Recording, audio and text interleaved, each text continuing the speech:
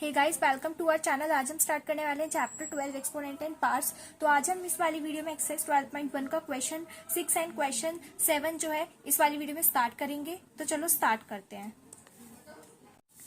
तो गाइस, हमें 6 क्वेश्चन में बोला हमें इवैल्यूएट करना है, हमें सॉल्व करना है। ठीक है, तो हम जैसे इस एक्सरसाइज में लॉ को यूज करते आए हैं तो यहाँ पर भी लॉ ही अप्लाई होगा।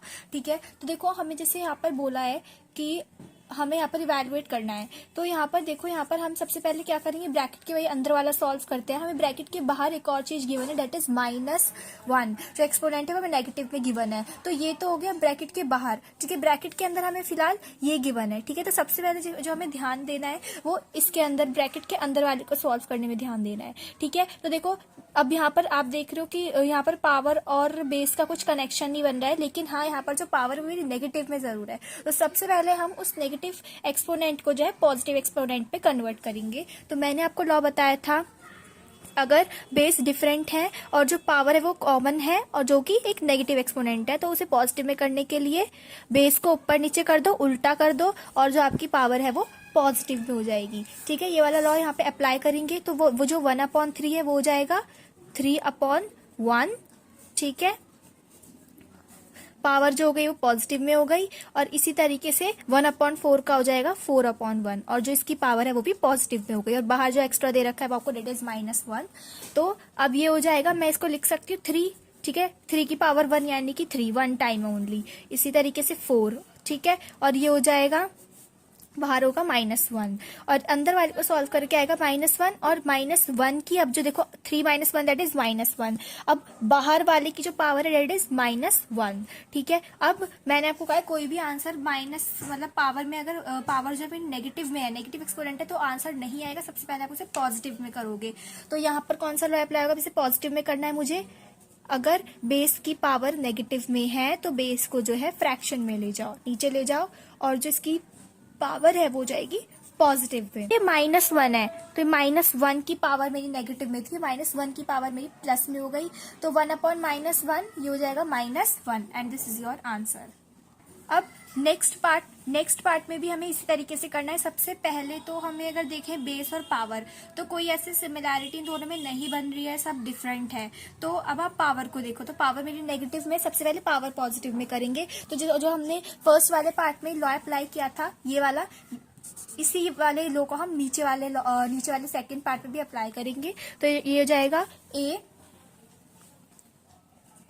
की देखो बेस डिफरेंट है, ठीक है, पावर कॉमन में है, लेकिन जो है वो नेगेटिव एक्सपोनेंट है। पॉजिटिव के लिए उल्टा कर देंगे, B/A हो जाएगा, और जो पावर है वो मेरी पॉजिटिव में हो जाएगी। ठीक है, तो इस लॉ को मैं यहाँ पे अप्लाई कर देती हूँ। ये हो जाएगा 8/5। ठीक है, 5/8 का हो जाएगा 8/5, और जो पावर है वो पॉजिटिव में आ जाएगी। इस तरीके से 8/5 का हो जाएगा 5/8, और जो पावर है वो हो जाएगी मेरी पॉजिटिव में। ठीक है, अब देखो, अब मैं इसे ओपन करके लिख लेती हूँ इस तरीके से। मतलब सबसे पहले काम करो, पावर जो आपको यहाँ पे कॉमन में दे रखी है उसको 8 के साथ भी लिख लो, और उसको 5 के साथ भी लिख लो। ठीक है, दोनों में डिवाइड कर दो, पावर को दोनों में डिवाइड कर दो, 5 को भी दे दो, 8 को भी दे दो, इस तरीके से।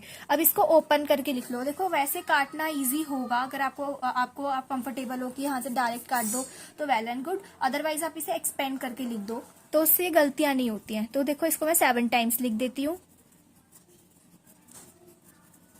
और इसको 5 को 4 टाइम्स, इसी तरीके से इसको 7 टाइम्स लिख लो।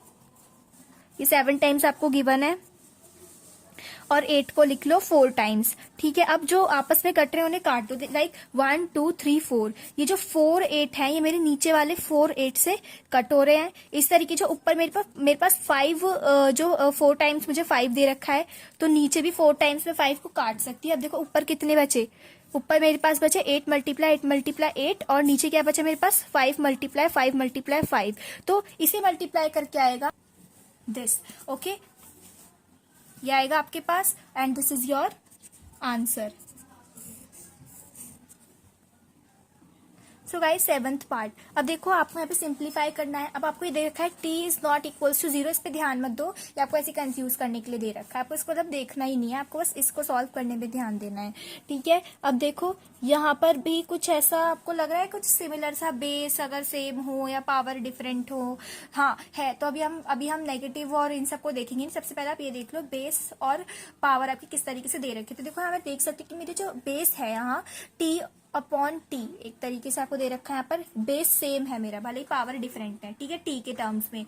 अब ठीक है, तो चलो ये देख लिया। और कुछ आप देख सकते हो कि यहाँ पर जो है आपको 25 गिवन है, ठीक है। अब 25 को कैसे लिख सकते हो, 25 को आप लिख सकते हो 5 मल्टीप्लाई 5, ठीक है, दैट इज 5 मल्टीप्लाई 5 इज 25, ठीक है। तो अगर मैं 5 मल्टीप्लाई 5 लिख दूं 25 की जगह, इसे एक्सटेंड करके लिख दिया मैंने अभी, ठीक है, ये एज इट इज। और देखो नीचे क्या आपका 5 raise to the power -3 multiply 10 multiply t -8 power raise to the power -8। अब देखो, अब मैं इस ये वाला मेरा 5 है, यहाँ पे 2 टाइम्स गिवन है, तो मैं लिख सकती हूँ 5 रेज टू द पावर 2, ठीक है, multiply t raise to the power -4। और नीचे क्या मुझे गिवन है 5 raise to the power -3 multiply t raise to the power -8 multiply 10। अब देखो मैंने समझाने के लिए बस इसको t raise to the power -8 को मैंने पहले लिख दिया और 10 को मैंने बाद में लिख दिया, समझाने के लिए, ऐसा कुछ नहीं है, अब कैसे भी लिख दो। अब देखो मैं यहाँ पे देख सकती हूँ बेस सेम है, पावर डिफरेंट है, यहाँ पर भी बेस सेम है, पावर डिफरेंट है, ठीक है। तो अब मैंने आपको बताया है कौन सा लॉ यहाँ पे अप्लाई होगा। यहाँ पर देखो ये वाला लॉ अप्लाई होगा, अगर बेस सेम है, ठीक है, पावर जो है आपकी डिफरेंट है, तो नीचे वाली जो पावर है वो ऊपर हो जाती है आके माइनस में, मीन्स m-n। तो यहाँ पर आपका ये वाला लॉ जो है वो अप्लाई होगा। तो इसी तरीके से यहाँ पर मैं कर दूंगी, ये हो जाएगा 5 2 माइनस का हो जाएगा नीचे वाली पावर, दैट इज -3, याद रखना है नीचे वाला -3 है, ना कि +3। तो माइनस करोगे नीचे वाली पावर क्या है -3, ठीक है। अब मल्टीप्लाई, अब देखो ये भी ऊपर चला जाएगा, ये हो जाएगा t -4 और -8, ठीक है। अब देखो ये 10, अब ये तो ऊपर नहीं जाएगा, इसके जैसा कुछ है भी नहीं ना, बेस सेम में कुछ भी नहीं ऐसा, तो ये नीचे ही रहेगा, ठीक है। जो चीज मैं कर सकती थी वो मैंने इसे सॉल्व कर दिया, ठीक है, इन दोनों को, और इसको ये नीचे एज इट इज रहेगा, ठीक है। अब इसे सॉल्व करके हो जाएगा 5 माइनस माइनस प्लस, तो हो जाएगा 2 + 3 मल्टीप्लाई माइनस माइनस प्लस, तो हो जाएगा t -4 + 8 अपॉन 10, ठीक है। और ये हो जाएगा 5 रेज टू द पावर 5, इसे सॉल्व करके मल्टीप्लाई एज इट इज, और ये हो जाएगा t raise to the power 4 upon 10, ठीक है। अब इसके आगे भी सॉल्व होगा। अब देखो किस तरीके से सॉल्व होगा, मैं इसे एक्सटेंड करके लिख दूंगी 5 को, ठीक है। 5 मेरा 5 टाइम्स है, तो मैं इसे 5 टाइम्स लिख दूंगी, ठीक है, ये मैंने 5 टाइम्स लिख दिया। अब ये हो गया t raise to the power 4। अब देखो यहाँ पर मैं 10 को क्या लिख सकती हूँ, मैं 10 को लिख सकती हूँ 2 × 5, ठीक है, तो मैंने यहाँ पे लिख दिया 2 × 5। अब देखो मैं इस वाले 5 को मैं एक ऊपर वाले 5 से कट कर सकती हूँ, तो मेरे पास क्या बचेगा 5 × 5 अब मेरे 4 टाइम्स बचा 5, ठीक है, multiply t raise to the power 4 upon में 2, ठीक है। अब इसे सॉल्व करके तो मेरे पास आ जाएगा 625 t raise to the power 4, ठीक है, अपॉन में 2 एज इट इज। 5 को जब मैंने 4 टाइम्स मल्टीप्लाई किया दैट इज 625, फिर मैंने 625 की जो मल्टीप्लाई है वो t raise to the power 4 से कर दी, तो that is 625 t raise to the power 4 upon में 2, and this is your answer. Now next part, अब देखो यहाँ पर जो है इसमें भी आपको फर्स्ट पार्ट की तरह यहाँ पे एक्सटेंड करके लिखना है। अब देखो किस तरीके से, अब यहाँ पर देखो सबसे पहले आपको बेस और जो है यहाँ पर एक्सपोनेंट देखना है। तो देखो आपको दिख रहा है कि यहाँ पर आपको सेम एक्सपोनेंट जो है वो गिवन है, ठीक है, बेस डिफरेंट है लेकिन पावर जो है वो आपको सेम गिवन है, ठीक है। जैसे यहाँ पे -5 -5, ठीक है। तो आपने यहाँ पर एक पढ़ा हुआ है कि यहाँ पर आप किस तरीके से करते हो, अगर आपके जो है बेस डिफरेंट है, ठीक है, लेकिन पावर जो है सेम है, तो बेस की तो आपस में हो जाती है multiply, like a × b is ab, और पावर जो है वो आपकी पावर जो आपकी कॉमन हो जाती है, ठीक है। यहाँ पर जैसे मैंने m को कॉमन ले लिया, तो यहाँ पर आपको जो है ये वाला लॉ अप्लाई होना है।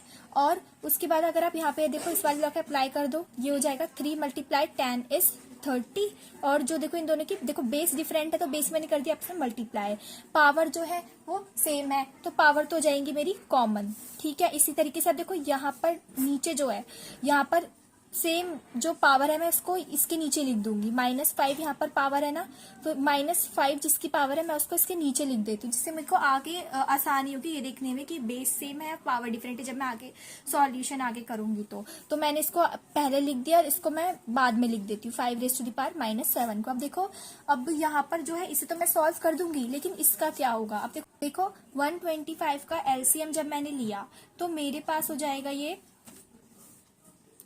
5 × 5 ठीक है। अब मैं इसको लिख सकती हूँ 5⁻3, तो ये हो जाएगा 30⁻5 मल्टीप्लाई 5⁻3 और यहाँ पर नीचे है 6⁻5 मल्टीप्लाई 5⁻7 ठीक। अब देखो मैं इसको जो है इसकी पावर को कॉमन कर सकती हूँ। ठीक है, इसकी भी पावर -5 है और 6 की भी पावर मेरी -5 है, तो मैं इसको ऐसे लिख सकती हूँ। ठीक है, तो देखो मैंने ये पार्ट जो है इसे तो मैंने लिख दिया, सॉल्व कर दिया इस तरीके से। ठीक है, इस वाले पार्ट को इस तरीके से, बीच में क्या आ रहा है मेरा मल्टीप्लाई।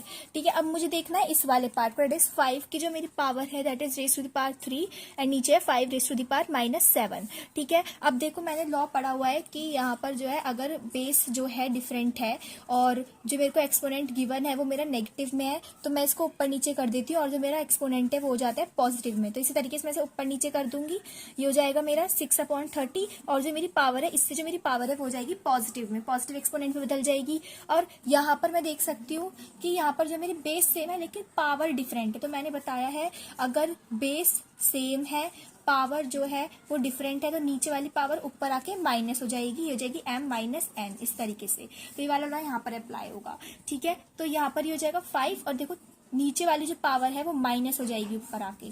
ठीक है, अब ये हो जाएगा सॉल्व करने के बाद देखो 6 की पावर 5 हो गई और 30 की पावर यहाँ पर 5 हो गई और यहाँ पर इसे सॉल्व करके आएगा देखो 5⁻3 देखो माइनस माइनस प्लस हो जाएंगे +7 और ये हो जाएगा 5 और इसे सॉल्व करके आएगा 5⁻10। तो मैं यहाँ लिख सकती हूँ 5⁻10, ये मैंने रफली सॉल्व किया था। ठीक है, अब मैं इसे खोल के लिख देती हूँ, सबको मैं ओपन कर देती हूँ। देखो ये हो जाएगा, मैं इसको 6 को 5 टाइम्स लिख देती हूँ।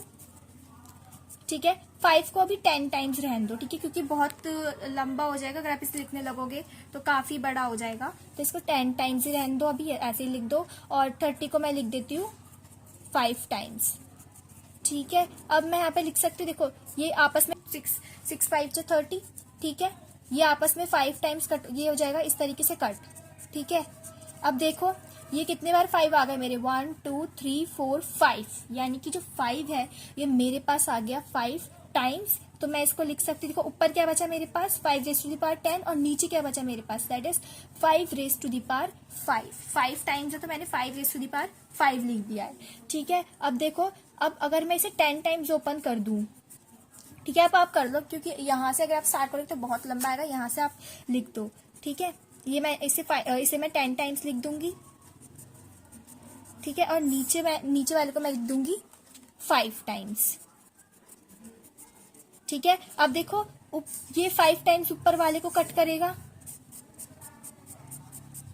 ठीक है, अब मेरे पास कितने 5 बचे, दैट इज मेरे पास 5 बचे 5 टाइम्स, तो मैं उसे कैसे लिख सकती हूँ 5⁻5। ठीक है, and this is your answer. So hope so guys आपको इस 6th और 7th क्वेश्चन समझ आ गया होगा।